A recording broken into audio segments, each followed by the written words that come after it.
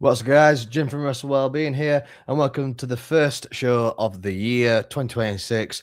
Hoping for a very good new year and a good start to the year. We're just at 97 subscribers at the moment, so if you are watching for the first time, first of all, welcome. But obviously, if you would press the subscribe button, I would massively appreciate it. Let's get to 100 subscribers, hopefully by the end of 2026. If not, let's try for 2027. Sod it. Let's do it. So yeah, today's show, it's a bit of a weird one today. But I'm joined from a very good friend. Can I just interrupt? Why did you want to do wrestling pet peeves for the first episode of 2026? Well, we're wrestling fans. We're all miserable. I mean, can't argue with that, really, can you? I mean, all wrestling fans do is complain, so we might as well do a bit of complaining. But yeah, guys, as you can see, I'm joined by my best friend, absolutely massive part of the channel, Magical Wrestling. Liam, how's things, mate? Very well, mate. You have a good Christmas? Yeah, we're all right. Mostly focusing on my niece and what have you, getting her presents and seeing her reactions. What about you, bud? I mean, after the year I've had, I will be honest, 2025 was an absolute solid year, for the channel. It was nice to have a couple of, obviously, breaks and stuff like that. But once you said that wrestling pet peeves, I'm like, I'm here. First show with my good pal Jim. Can't go rumble. I mean, we can't go wrong, bud, can we? So we put this on our Instagrams as a collaboration, and Liam said before we came on stream, Liam said that he'd got quite a few. We've got one from Lunatic Louise, got some from a couple of people. Also got one from a very good friend of mine, Dave. Massive shout out to Dave. So yeah, first, so let's start, Liam. What is and I want your first pet peeve? That for some bizarre reason, I want to start off with a big one. Is why is it that female wrestlers get more scrutiny than men do? It's a good one to start off with, mate. Absolutely. So I completely agree with that one. It's it's very rare that we see male superstars getting sort of like I'm trying to think of the word, be the staplement of criticism nowadays. It definitely seems as though women wrestlers are more the staplement of ridicule and, oh, she's done this wrong, she did this wrong, she did this wrong, sort of thing. So I completely agree on that one, mate.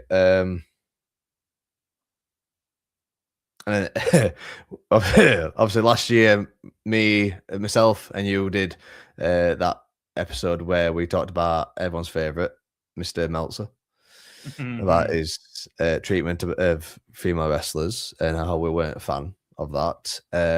You'll probably never see it, but it'd be funny if he did. You never know, right?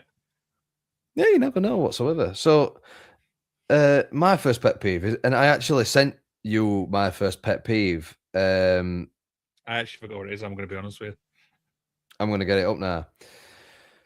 So mine is, what I don't get is fans saying that Triple H should step down as a content creative officer and that they want Vince back. But then, because it really does me head in when all they'll do is say, we want to, you should push LA Knight, this. And I can guarantee you, 2 weeks into them pushing LA Knight, they'll want someone else. They'll want someone else. They'll want someone else after that. Same as when we had Cena's retirement tour and Gunther submitted Cena. For me, that match was perfect. It was brilliant. It were fantastic at the end of it because it wasn't that Cena was giving up. It's that Cena was like, I'm ready to go. I know that I'm being bested. I'm passing the torch to Gunther. I mean, the amount of heat that Gunther has got ever since that match is the reason why they did it. It's like they say on the Unreal video series that they did for the first one. It's not up here; it's in here. And obviously, there's a lot of wrestling fans that just think with this. They don't think with this. It's that sort of thing. I think the thing is as well, fans want, this is what we've obviously learned, is fans want things instantly, do you know what I mean? They're not, I mean, when was the last time can you think of a long-term storyline which really planned out? I think the last storyline I can think of that we really thought out was the Bloodline. Yeah, but then how long before into the bloodline did fans get sick of it? About 2 minutes. There you go. That's my point.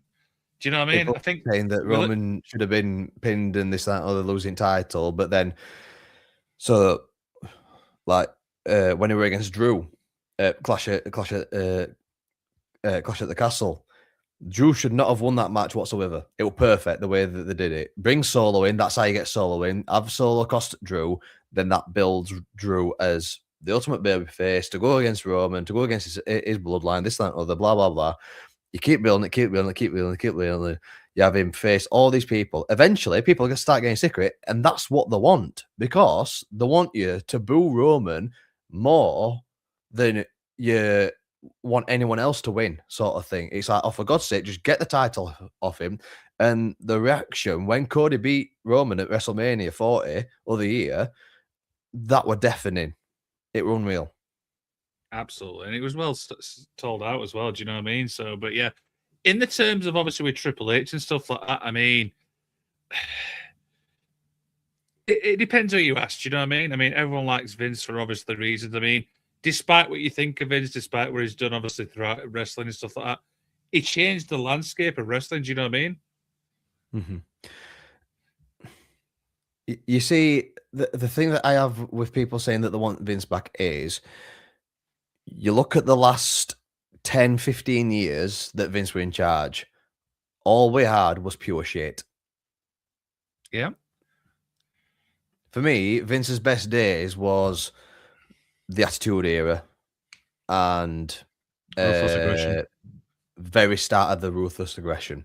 So you had Rock, Stone Cold, Taker, Kane, all these big names, all these big superstars that were made by Vince. You then, as you got into the PG era, past the Ruthless Aggression era, you had people coming in that weren't WWE bred superstars, sort of thing. You had people like AJ Styles coming in, someone who'd been in TNA, New Japan Pro Wrestling, ROH, all these other promotions that were coming in from outside of WWE, and because they knew their worth, Vince couldn't say, if you do this, I'm not going to push you anymore because I'm in charge. They just go, well, fuck you then, I'm going back to TNA. That sort of thing. And that's why I just think that, and there's one thing I will never forgive Vince for, and I blame Vince for this every single day of my life. He fumbled the Fiend worse than anybody in the world could have. Are you talking when he came back? Yeah. Yeah. 100% agree with you there, mate. He had no idea what to do with Bray Wyatt because for me, I've said this 1,000 times. I feel like I'm saying it more than I've said anything.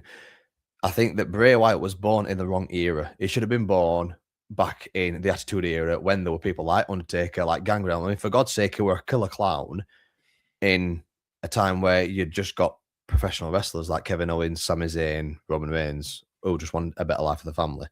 You had Bray Wyatt, who for me is probably the most creative person that's ever lived, bar Undertaker.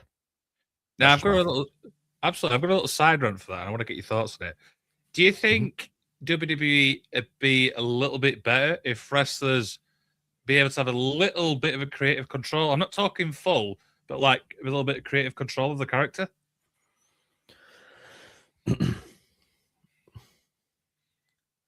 I think that with some wrestlers it would, with others it won't. Example? I mean, Bray Wyatt's a prime example. If you give him as much creative freedom as you want, and it could write like sonnets, it could write masterpieces. You give that to someone like, prime example of someone that no one likes, Ryback. Yeah. Exactly. You know exactly where I'm going with that. Yeah, I It'd do. just be a shit show every single time. Okay, yeah, I see where you're going with that. Now, I'm going to take this one. So Sorry, go ahead. we've got a message here from our very good friend Mr. Louise, who says, "Agree that Attitude Era and Ruthless Aggression was the best days of Vince. When COVID hit, everything started going downhill for WWE, in my opinion, e.g., using stupid names such as Bearcat for Keith Lee." That's very good, that Lewis, because I was just about to say he also ruined Keith Lee by putting him in a singlet and naming him Bearcat.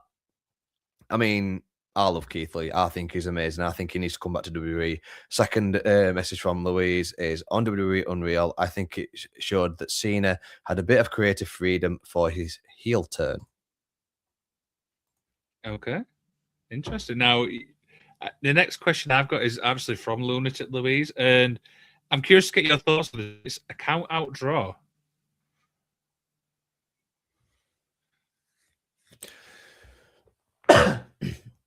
A count out draw. So, yeah, I don't really understand how I can have a count out draw, because it's, for me, if it's going to be a count out draw, then it's just a bit of a pointless match. It's a bit of a useless waste of time, really, because you can have two people wrestling a really good match, and then they go outside, they get caught up in the physicality and the storyline of that match. Then the referee counts to 10, and then it's thrown out. So it's like, we've just been sat here for 20 minutes and learned nothing. There's no like progression of the storyline, unless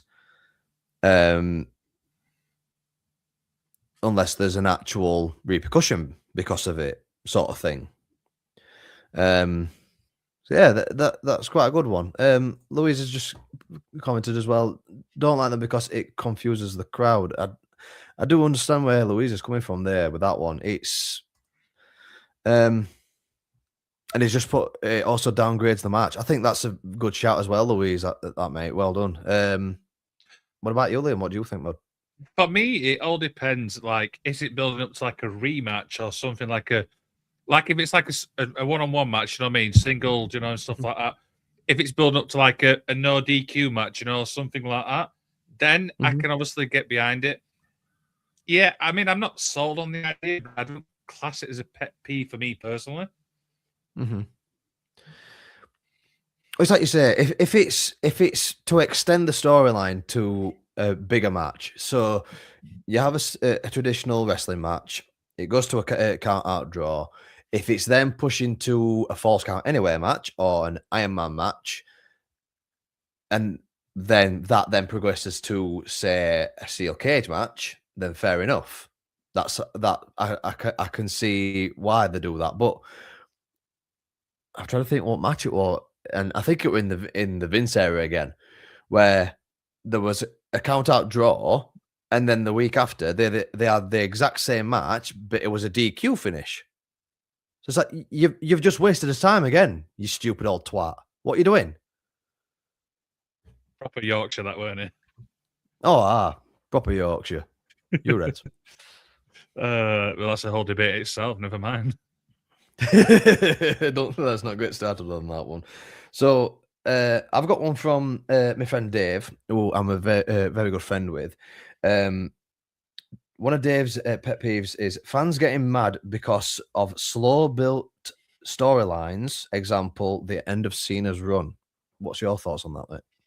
Yeah, I mean, it all depends. I mean, what do you class as a slow like build? Do you know what I mean? Is it like over a certain amount of time? Is it a year build? Is it a 2 year build? Because we've seen like storylines build over 3 years, and they are really good. What's the context there? Yeah, so I think the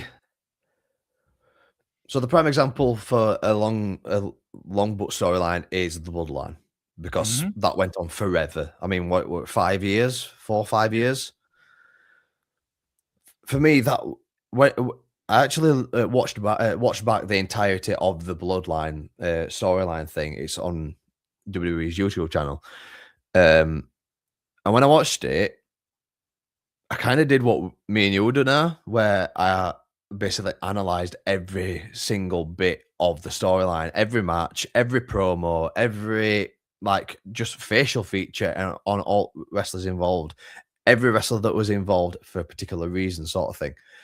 For me, it was the one. It was one of the best booked storylines, long term storylines I've ever seen in wrestling altogether, whatsoever.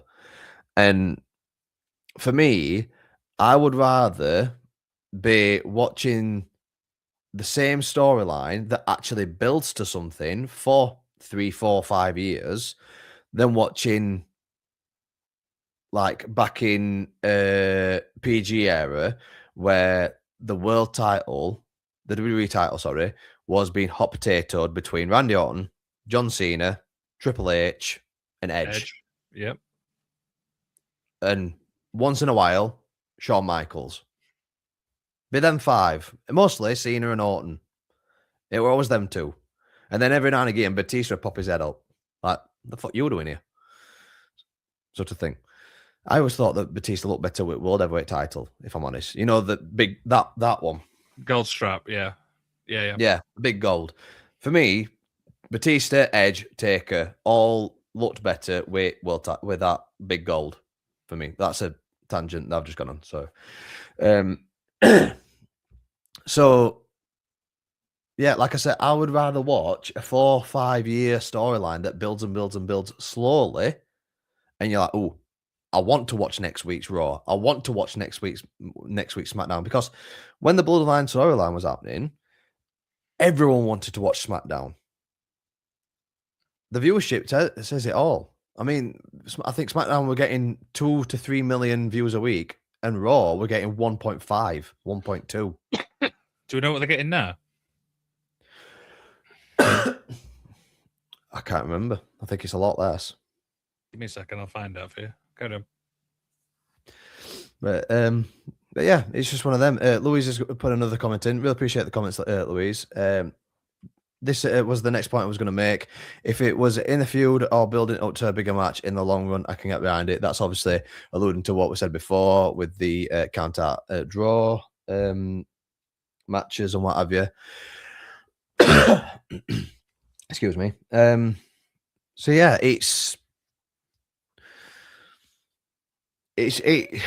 I feel as though the pet peeves, it's just what fans say and do that pisses off.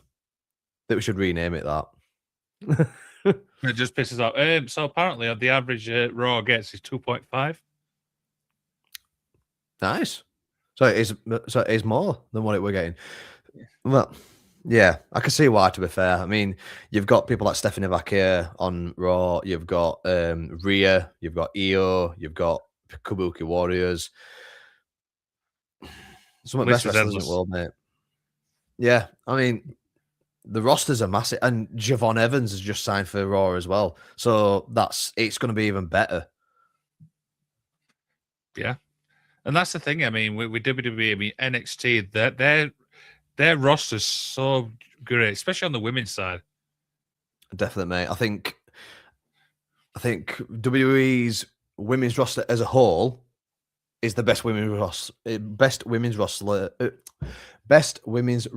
in the world.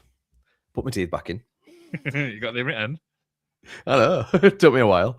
So yeah, best women's roster in the world for in WWE. Yeah, absolutely. So we've been talking a lot about storylines, and the next one kind of follows on from that. And this is from Simon Gibb. He says, people taking the storyline too seriously. Yeah. Yeah. We're on about fans again, aren't we? Yeah. There's a common thing in theme here, isn't there? A very common theme. So yeah, I completely agree with that one, mate. It's I mean, what was the last storyline that you can think of that people took too seriously?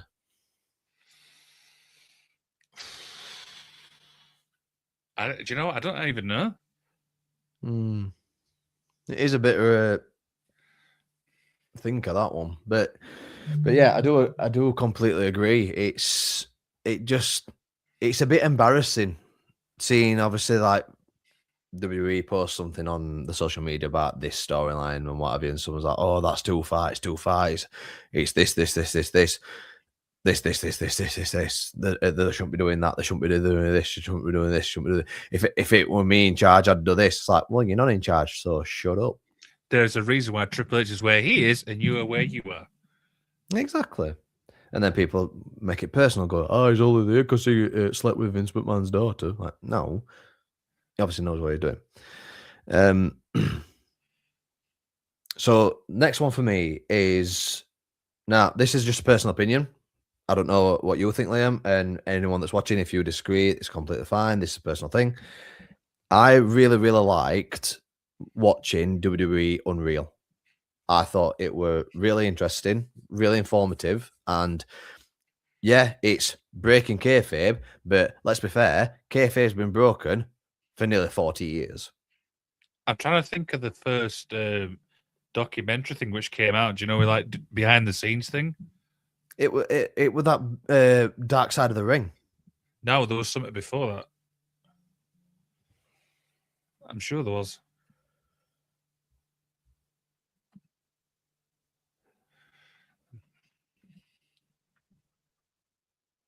I'm sure. What was it?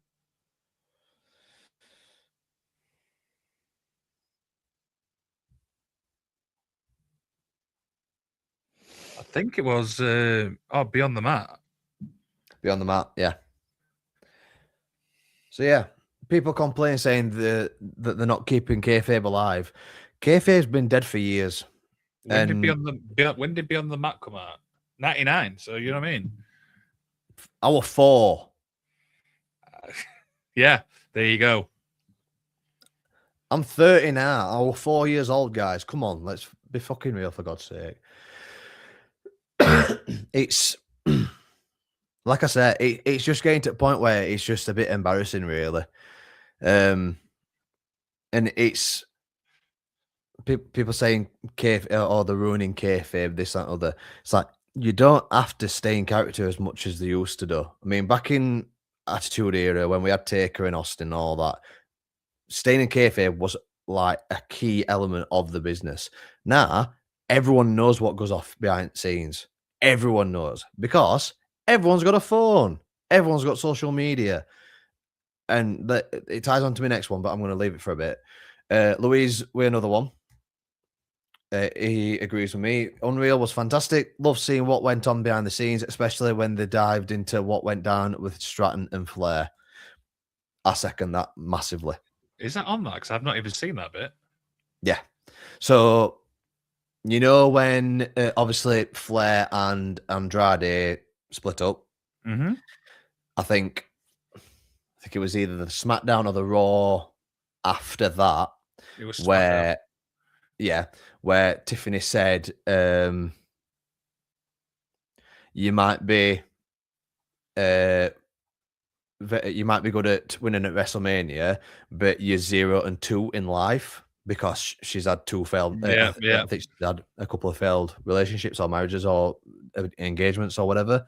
So then after that, someone went up to Triple H and said, Charlotte's upset because Tiffany said this. It wasn't in the script. It wasn't what Charlotte signed off, so she's upset. Straight away, Triple H said, right, Tiffany needs to be called, needs to be pulled up, tell what she's done wrong, and she needs to apologise to Charlotte. Would Vince have done that back in the day? No. I remember it. Yeah, it's, if I remember rightly, it's when she said that Kaiser was sliding in a DMs or something. Yeah. Well, that whole segment went down shit pipe, if you remember, because everyone was just like, what are you doing? Because weren't it in Chicago? Because everyone were booing Charlotte right back, and she got really, really like she were really uneasy. You could tell in her face straight away. She was like, "Oh, I don't know what to do here. What do I do?" Flustered. Yeah, she was really flustered, and it was quite uncomfortable to watch, if I'm honest. Yeah, I'll have to find that. Do you know what I mean? I'll find the information. I will let you know. Yeah, definitely, mate. What's your next one, mate? Now, when I put this obviously on Threads somehow, the one which got the most thing in, I think you might agree, is the What chant. Oh, Fucking Americans, mate. As that start I'm though, sorry let's if be you're honest. American. If you are American, I am sorry. But can we please stop with the what chance? Steve Austin doesn't wrestle in WWE anymore. He doesn't even wrestle in AEW. I could understand if he were in a different company. He's retired, for piss sake. Let him go and shut up. The thing that really annoys, I'm going to fucking rant about this and I'm going to go on forever. The thing I hate about the what chance is they do it with Buckle wrestlers up, that are boys. supposed to be. Hold on to your butts. They do it to wrestlers that are supposed to be faces, like they did it to Alexa Bliss other week. Mm-hmm. Granted, Alexa Bliss knows how to deal with it, but remember just before WrestleMania when they did it to Jey Uso, and Jey Uso were cutting a really impassioned, really like deep promo every 2 minutes. What? It's like, mate, shut up, you redneck twats. Will you, for God's sake, just keep your mouth shut. It's not hard. And yeah, this is why, for me, wrestling in Europe, particularly France and UK, and where else? Germany, is a lot better than in US because us as fans actually care. I Yeah. mean, you see, you can hear the crowd reactions. You see the like look on the wrestlers' faces when we start doing chants and everything. They're like, "What the hell?" I mean, when we had Money in the Bank over here in London, we're not in London. We're not twats. We're not that posh. When it were down London, and they did Money in the Bank, and it were Dominic versus Cody in that match, and Cody had got that sling on his hand.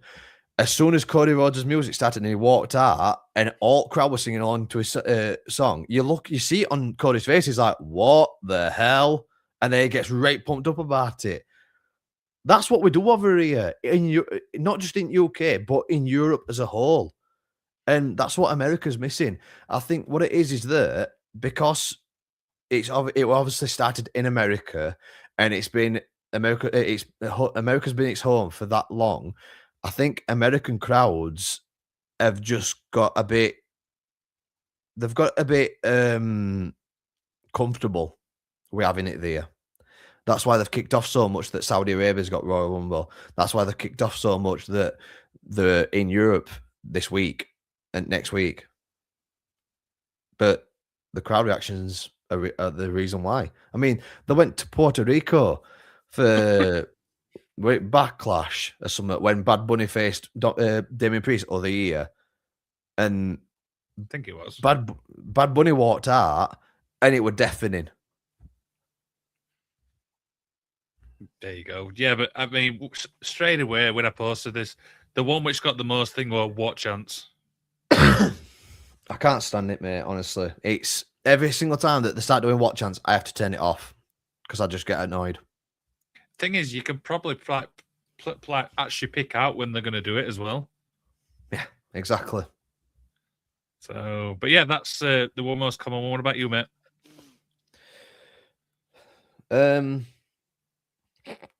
Another one from my friend Dave, and we know exactly where this is going to go. So, people in the comments, if you agree, let us know, and I'm sure that you will. Our very good friend, Mr. Dave Meltzer, with his match review, with his match move on. Next, move on. We've done a show about this yet. It's a pet peeve. I can't fucking stand it. And even Brian Alvarez has obviously like pulled him out on it. Yeah, I mean, I've said it. I've said it till I'm blue in face. I mean, even this is how bad he is that even Seth Rollins has come out and told him that and binned him off and everything like that. So, I mean, how can you give a load of dudes doing flippy dippy shit in AEW a 5-star match, and you've never given Kurt Angle, Eddie Guerrero, or Shawn Michaels a 5-star match rating? There you go. Do you know what I mean? I mean, that's a whole show in itself, you know. And there's so much like shit online with it and stuff. But exactly, I'm trying to think. I mean, what for you? I mean, I'm talking from your point of view. What would you like make as a 5-star match? What like elements would you look for? Um. So realistically, for a 5-star match rating, And we're I'm looking talking in your at opinion, by the way, yeah?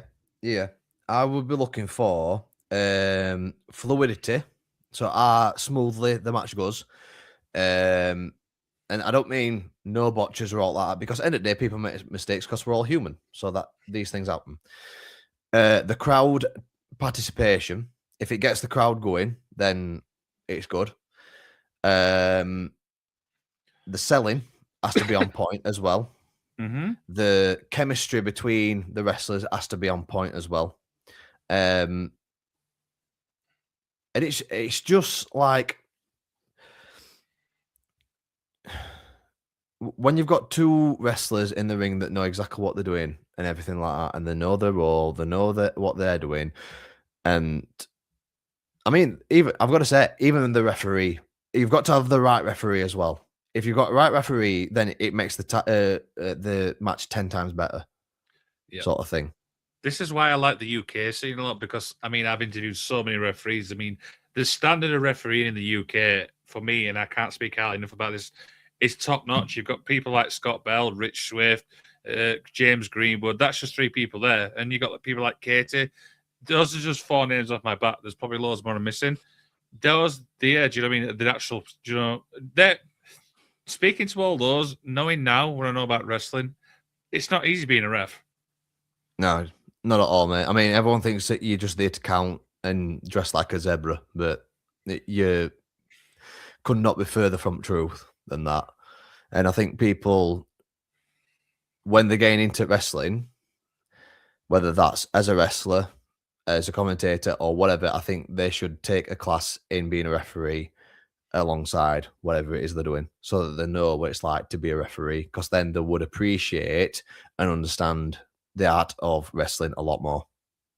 Yeah, and one thing I would say as well I like about some of the refs is they've obviously tried out to be a wrestler, but they want to be involved in the referee side, so they know, do you know what goes into a match? Exactly. I mean, you mentioned a couple of referees there. I've had Steve Grimshaw, the most viewed episode on my channel. We know Gary from UKW. Shout out to Gary. And then we both had on Steve Dean, who is both a wrestler and a referee. So he knows exactly what it is that goes into every match, both as a wrestler and as a referee. I mean, I'm not to like toot my own horn here, but I have obviously had somebody like a Jimmy Corderas. Do you know what I mean? That's an old school ref. Exactly, mate. Exactly. I mean, he's going to know things that most referees nowadays won't know. And he'll obviously be sharing that knowledge with people as he comes into contact with them. Absolutely, and stuff like that. Is it your go for another one, mate, or is it mine? Well, we don't have to take turns, mate. We can just do rapid fire, really. Yeah. Now, following on from the what chance, the next one, which this is like the second one, which was table chance. We want tables. It's a chuffing. It's a singles match, boys. Shut up. Again, the Dudleys are no longer wrestling. Shut up. If you want tables, wait for a TLC match. If you want tables, wait for a tables match. Not every single match wants tables.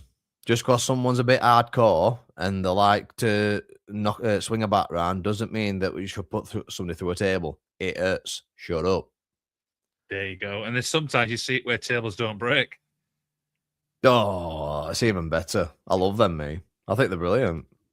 There was one in the BWR when I went to that Grimsby, and the amount of times I tried slamming him through the table, it just would not break. I don't know what the fuck that table was made of. I think I'll have to send you the clip. Do you know, it's obviously on YouTube, but literally tried so many times just to slam him through the table, but it just would not fucking break. Oh dear. So next one that I want to talk about is something that we've discussed on another video that we did. It's fans complaining about seeing referees holding ladders when wrestlers are on it, or like saying to wrestlers, or like motioning to them, it's broken, don't use it. For example, WWE Money in the Bank a couple of years ago here in the UK, down in London, Damien Priest tried climbing up a ladder, and the bottom of the ladder was fucked. Sorry, excuse my language, but it were just gone. And Jessica Carr kept motioning to Priest, "Don't use it; it's unstable. Don't use it; it's unstable." And crowd started booing. Like, she's there for his safety. If he goes up that, falls off, breaks his ankle, breaks his leg, breaks his arm, whatever, he's out for 9 months. You're then complaining, saying, "Where's Damien Priest? Where's Damien Priest? Why isn't he on show? Oh, he's injured. Oh, he's injured because they don't look after the wrestlers." No, he's injured because you fuckers were fucking booing referee for telling him not to go up a bastard ladder that were bollocks. I mean, you've hit the nail on the head there. You know, the one big word you said there, safety and stuff like that. And I always remember what Miss Rebecca said from Fight Factory. And she said that one of the referee's jobs is the health and safety. And if they can't tell a wrestler's injured, just as an example, they shouldn't be a referee. Do you know what I mean? It's one of the best clips I've ever done. But I think that's what fans need to understand. It's not just about entertaining a crowd. There's health and safety because it's like you said, wrestlers are like us, normal people. They've got families, they've got lives, they've got longevity. Do you know what I mean? To like, they want to wrestle for as long as possible. Exactly, mate. I mean, I always say this about fans. Just because you're at a show doesn't mean it's all about you. Whatever you want to happen in a show, it's not all about you. So keep what you. If you want it to be a certain way, fair enough. But if you want it that way, run your own promotion and book it that way. But I can tell you now, you book it like that, you're not going to last 10 minutes. There you go. I think, to be fair, mate, I can't say that any better than what you've said there. I mean, the amount of times that I see comments saying, "Oh, if they should do it like this, they should do it like this, should book it like this, book it like this," and I always come back with, "But have you thought of this, this, this, this, this, this, this, this, this, this, this?" Straight away they come back, "No, but it's fantasy booking." Well, no, it's not fantasy booking because you've just said that you would do it like this. Definitively, you would do it like this. So you're saying the way that you would do it, you have not obviously not thought about it properly. So then you're backtracking, trying to say that you were either kidding or you were fantasy booking. Which is it? There you go, man. I think, to be fair, mate, you're speaking so much sense. I can't even argue with you. 2026, mate. I've turned over a new leaf. I'm no longer talking shite. Oh dear. Now, very fair point. So I want to throw a big one in, Joe, a big debate one, and it's wrestlers meeting wrestlers outside like the ring. Do you know what I mean? You see like people like in airports going up to them, meeting them at hotels and stuff like that. Do you know that sort of stuff? Detest it, mate. Detest it. I mean, prime example, Rhea Ripley being swarmed when she was trying to get to a car. I can't remember where it was. Where we're at now, that? We're in Germany or something like that. I'm sure we're over here, like over in Europe. Somewhere, yeah. Oh, we're Bash at Berlin, weren't it? I'm sure it was Bash at Berlin. I'd have to have a look.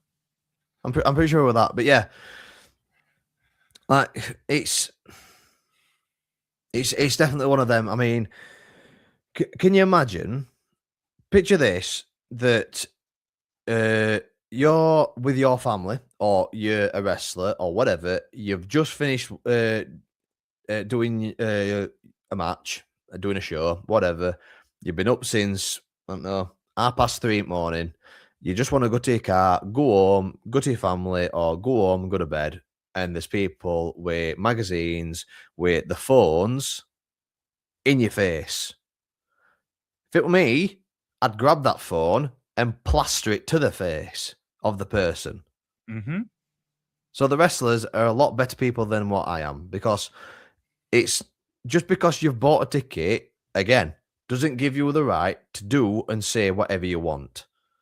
End of the day, that's a person. That's someone's daughter. That's someone's son. That's someone's wife. That's someone's husband. That's someone's mum or dad.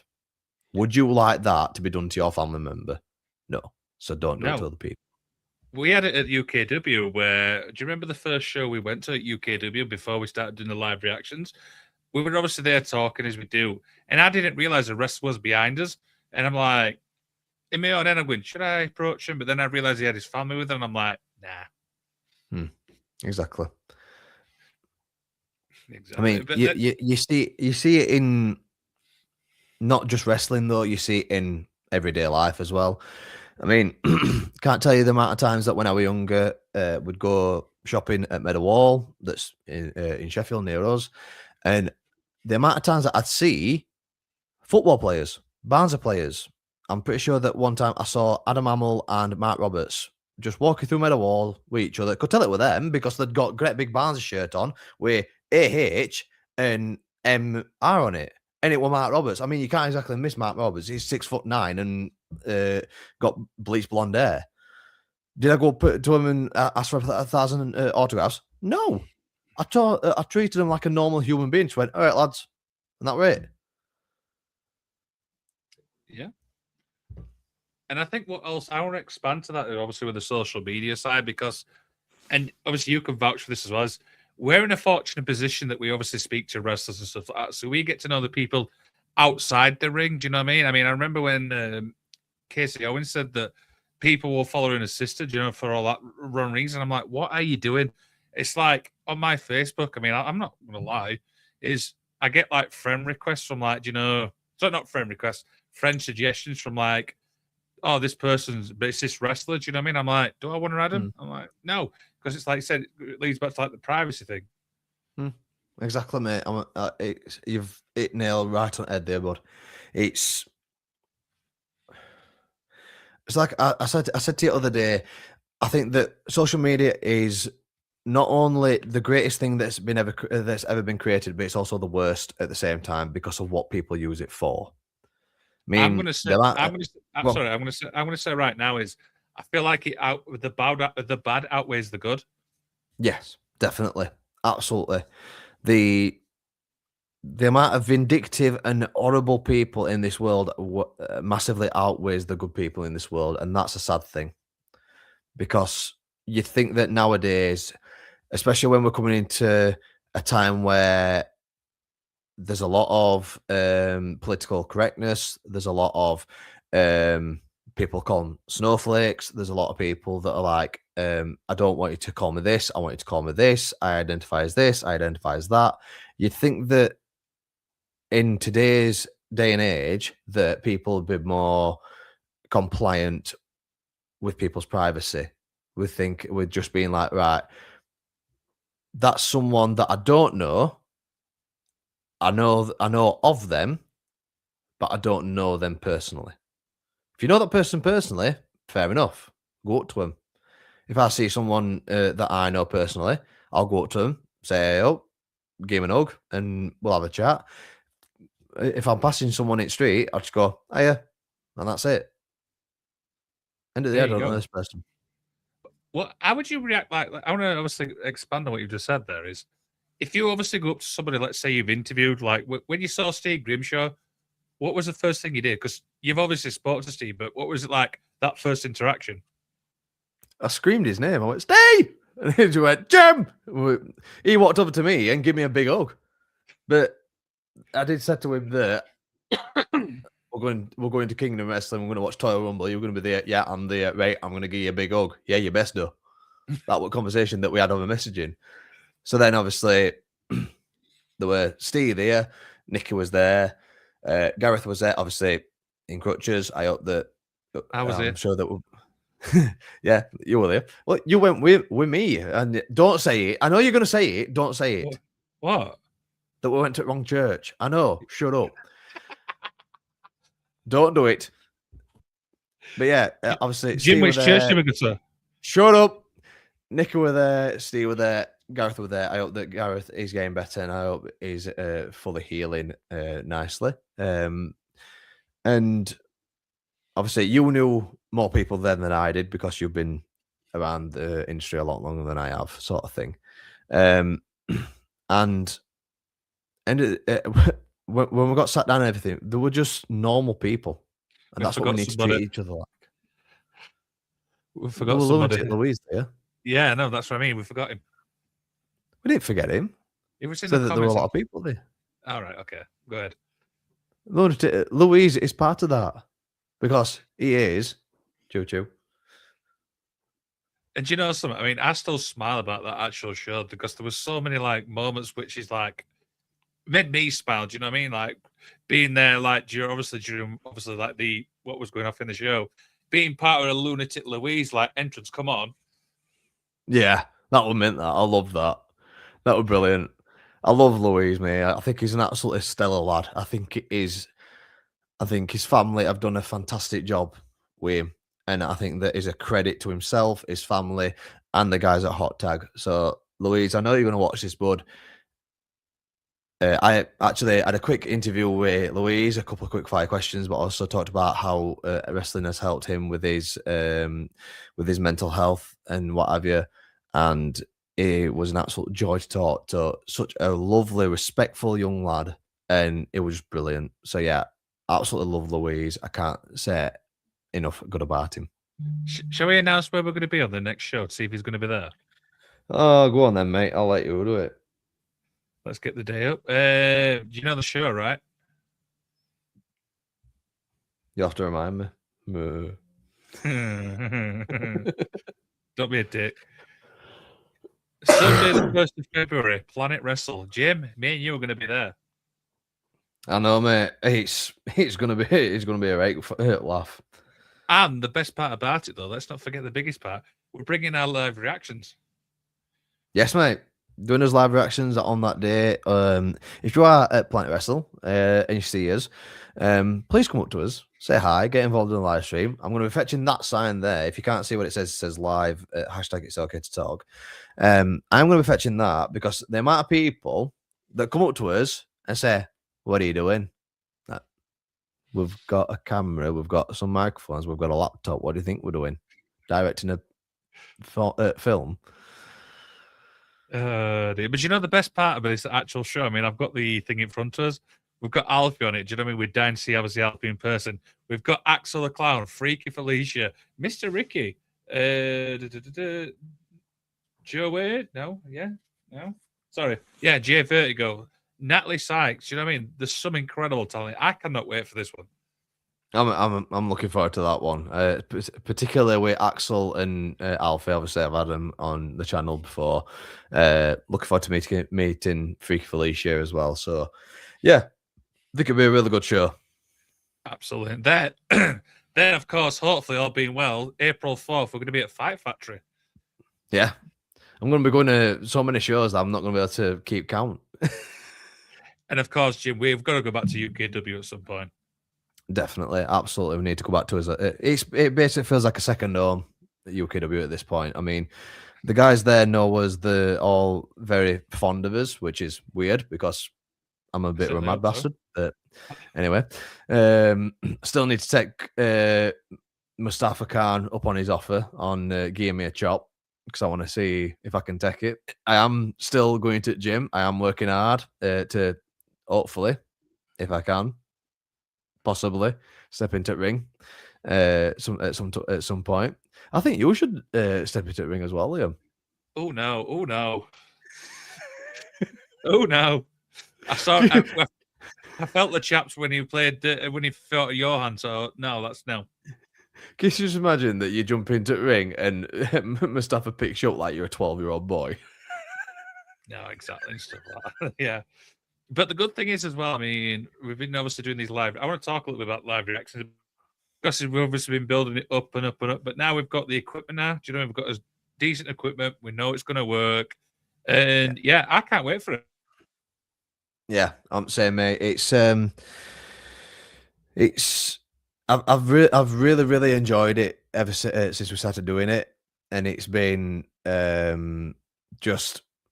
it's been an honor to be able to go to these places, obviously UKW and Kingdom Wrestling, just to show what we're bringing to those shows and what have you. It's made it a lot easier speaking to people that are involved in the shows. Obviously, Joe Sedgwick, got John Sedgwick as well. Got Gareth Angel Thompson as well. Massive shout out to those guys who've been very, very hospitable towards us. And yeah, can't big them up enough and can't thank them enough. So it's been an absolute pleasure going to those places, meeting so many people that we have. Obviously, the Wrestling Jeebus, the Jobbing with Nicky, Lunatic Louise as well. I think Liam has froze. He's frozen in a funny way. Should we just big Liam up in this frame? Yep, Liam's internet has gone. So yeah, guys, it's just me for a couple of minutes. And Liam's just texted me. Signal went to bear with him, so we will do. But yeah, guys, if you've got any pet peeves or anything like that, put them in the comments and I'll put them up. Obviously, when Liam comes back. I mean, if it's not a pet peeve, one thing I would like to ask is let us know your favorite moment from last year, from 2025. We could put some of them on because it's not just about negativity. It's about positivity. We are a sort of fraction of the new day, positivity and all that jazz. So yeah. I'm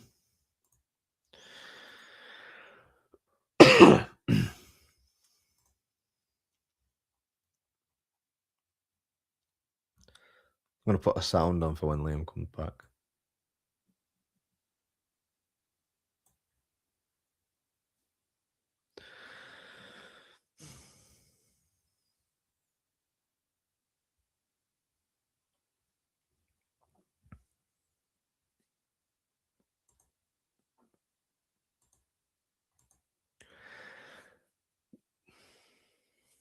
But on the other side of it, guys, as well, is that if there's anywhere in particular that you guys would like us to go to, any show in particular, let us know. And myself and Liam will try and get to those as well. It's been really humbling and really wholesome seeing the reaction from not just the companies themselves, obviously the wrestlers, the crew as well, that's helped us in many ways. And then the reaction from you guys that have watched not just our live reactions, but also reviews. It's just been really helpful. So Liam is back. So watch this. Uh-oh, what's up? I don't even know what's happened. Sorry, mate. Hey, all right. I was just waffling for a couple of minutes. Yeah, sorry about that. The signal just cut out. But yeah, let's obviously, do you want to wrap up today's show? Yeah. So I just put it on the, while you were off. We've spoke a bit about negativity, but let's speak a little positive. What's been your favorite moment from 2025, bud? Do you know what? I mean, I'm going to say that, I've done some incredible interviews, you know what I mean? Nigel McGuinness, Brian Cage, you know, that sort of stuff. And for me personally, it's the fact I've helped people. Do you know what I mean? I helped you obviously get your channel up and running. I've obviously helped One Breezy, who I've got so much respect for. Do you know what I mean? Because if it wasn't for One Breezy, I wouldn't get the opportunities I had last year. Do you know what I mean? So for me, One Breezy, if you ever watch this, mate, do you know what I mean? I am so grateful for everything. And Jim, the fact that obviously I've helped you and see where you are now, man, I couldn't be prouder, man. Definitely, mate. I mean, shout out One Breezy, absolutely fantastic dude. Hopefully, can do some collaborations with him this year as well. I've got to say, my favorite thing from last year. I've got to say it was just going to the shows with you and my wife Shannon. Obviously, for people that have watched the channel from the start, they know that my wife Shannon, she's never been big into wrestling. She very recently got into wrestling. That is my fault because I basically forced her to watch wrestling. In particular, when I watched WrestleMania 40 in mine and Shannon's first house, and she were up for work in the morning after. I wasn't. I watched WrestleMania 40. I watched Cody Rhodes win the title. I screamed and cried that Cody had won the title finally, and I walked Shannon up. I was like, "Oh shit, I'm in the doghouse," but she knew why. But yeah, I've got to give massive props to Shannon as well because she really has come out of her shell. she's not the most confident at talking. That is mainly because she's got dyslexia, and I know that dyslexia is for like writing and this, that, and other. But the way that Shannon was brought up, she wasn't instilled with much, if any, confidence when it was talking to people, especially with social cues and this, that, and other. So I've got to give massive shout out to Shannon, my wife. And yeah, just obviously good at shows with you, mate. I mean, been friends with you for God 10 plus years now. I think about 11, 12 years, probably more than that. And it's it's been awesome just obviously getting back to us being good mates and going to shows and what have you. I mean, I absolutely loved it when we went to watch SPW and your dad were just cracking jokes left, right, and centre. Oh my God, my stomach were in absolute bits when we were finished. He's brilliant. Do you know what? He's recently coming to a lot of the Newcastle shows. Jim, if you can, mate, you've got to come to a Newcastle show with us. Do you know what I mean? It's one of my I'm going absolute to try my best. Yeah, absolutely. Do you know what I mean? It's one of my absolute favorite promotions and stuff like that. And it's not just obviously wrestling in Newcastle. There's some incredible promotions out there. I mean, there's PPW, which is a training school / obviously thing. That's obviously in Sheffield. Rev Pro, True Great, Tidal. Do you know what I mean? There's so many great promotions. Do you know what I mean? And one thing I want to say is go and support them. Do you know what I mean? Because these people, they're going to go into the bigger things, but at least you get to see them. Absolutely, mate. Absolutely. It's like the old saying goes: if you won't support me when I'm at my lowest, don't try and support me when I'm at my peak. I mean, we've interviewed quite a lot of people. I've interviewed Skylar Rose. I've had Matthias Havana on. I've had Jack Johnson on. I've had Alfie on. I've had Saxa on. Steve Grimshaw. Sugar Jimmy Vice. Jim Madden. I mean, I've had that many people, and I can't even remember majority of them because they were just that fantastic. And every single one that I've had on, it's given me more confidence, and I've learned every single time that I've had someone on what to do, what not to do, this, that, and other. And it's been such a learning curve doing this that I don't think I'd ever want to stop, sort of thing, because I just want to carry on doing it until someone, most likely my wife, tells me to stop. Bless her. I mean, speaking obviously of Shannon, and she's probably going to listen to this, is I didn't expect her to be so talkative when I first met her. Do you know what I mean? I thought she was going to be a bit more shy, but now it's like we're talking like we're best friends, and I'm like, I've only known you like, not long. Yeah. It's just how easy she is to get along with. I mean, I have to live with her, so I'm just like, Shannon, for God's sake, just shut up for 2 minutes. All I can hear is you talking. But I love her to bits. I mean, she's really lovely. She never wants to hurt anyone. She only wants to improve people around her, and she just wants to make people smile and make everyone better.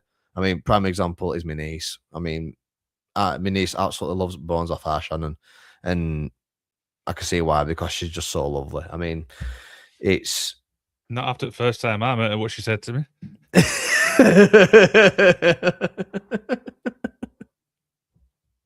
Oh, that's the thing. Next time we go to UKW and Nick is there, Nick is going to ask Shannon about bridges. Oh dear. But yeah, I mean, if any promotions watch this, do you know what I mean? And you want us to come to your show to bring us live reactions, reach out to us. You know what I mean? If we're free, we'll be there. Absolutely, mate. Do you want to end it there, bud? Yeah, let's wrap it up. I mean, what you got coming up? Absolutely, mate. So I've got 2 interviews in the pipeline next week. One is Monday at 6 o'clock. I've got the brilliant Freya Rose coming on to the Unseen Battles. Thank you, mate. Appreciate that. And on Tuesday at 6:30 p.m., I have the demon himself, Mr. Remus Kane, is coming on. Oh, shit, I forgot about that one.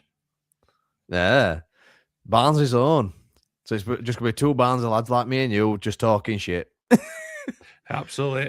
I've obviously got Saxa coming up on the 14th. I'm going to be reaching out. Yeah, you're welcome. Thank you. I'm going to reach out to a lot more wrestlers, so hopefully we can get some more in the pipeline. And yeah, I mean, it's 2026, Jim. Let's see what it brings. Absolutely, mate. I mean, like I said, guys, if you are a wrestler or if you are a fan of a wrestler and you would like to see him either on Magical Wrestling or to come on a episode of the Unseen Battles, please tag them in the comments below. Please send them this video and everything. We're more than happy to have any guest on, no matter their gender, no matter their preference or anything like that. At the end of the day, one, it's okay to talk, and secondly, Liam, everyone's got a story to tell. There we go. Thanks very much for joining us, guys. All the best for 2026, and we'll see you guys later.